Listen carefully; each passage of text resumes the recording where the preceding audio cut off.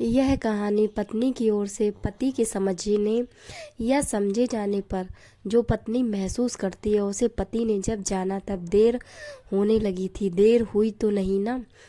तुम्हारी प्लेटलेट्स गिर रही थी और उल्टियां भी हो चुकी थी।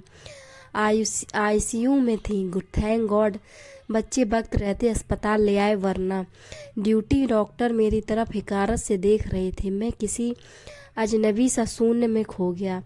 तुमने कभी अपनी बीमारी दर्द तकलीफ को मेरे सामने नहीं दिखाया और ना ही काम करने में लापरवाही की, और मैं यही समझता रहा कि सब ठीक है।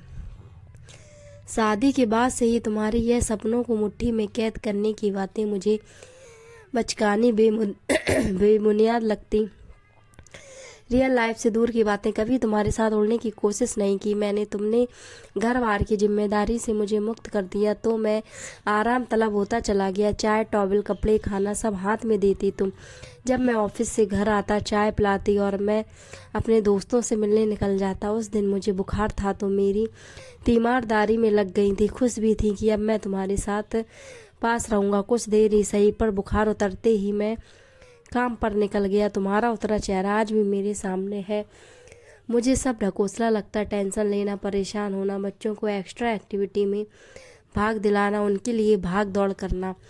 तुम अपने सपनों को व भावनाओं को मार कर मेरे साथ हर क्षण खुशी से बिताना चाहती थी। निर्विकार सा मैं काम में ही डूबा रहता या कभी समय मिला भी तो मित्र, नाते, रिश्तेदार ही मेरे लिए विशेष रहे। तुम मुझे मेरी जिम्मेदारी समझाती, कभी झुंझला कर लड़ भी पड़ती थी, पर 2 ही मिनट बाद मेरी टाई ठीक करने लगती और मैं तुम्हें धकेलता हुआ ऑफिस के लिए निकल जाता। क्या जाने तुम पर क्या बीतती होगी जब तुम छुट्टी वाले दिन मेरे सिर की तेल की मालिश करती तो मुझे अपनी किस्मत पर नाज होता। लेकिन तुम्हारी चाट की फरमाइश पर मैं तुम्हें चटोरी बोल दिया करता था और वो तुम्हारी आखिरी फरमाइश साबित हुई। उसके बाद से तुमने मुझसे कभी कोई चीज़ नहीं मांगी। तुम्हारे आंसू जैसे मेरे ईगो को ही बूस्ट करते और मैं सोचता औरतें आंसू लाकर पुरुषों को डराने की कोशिश करती हैं, पर मैं फंसूंगा नहीं। तुम्हारे निष्काम कर्तव्य पालन का नतीजा यह हुआ कि बच्चे तुमसे जुड़ते गए और मुझसे दूर होते गए। जब दोनों रिजल्ट या मेडल लाते तो सबसे पहले तुम्हें ही लाकर दिखाते। मेरे परिवार वाले भी तुमसे हमेशा खुश ही रहते थे।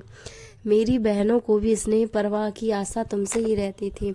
तुम्हारी गुहार मेरी माँ सुनती भी थी। बस वहाँ तुम मन हल्का कर सकती थी।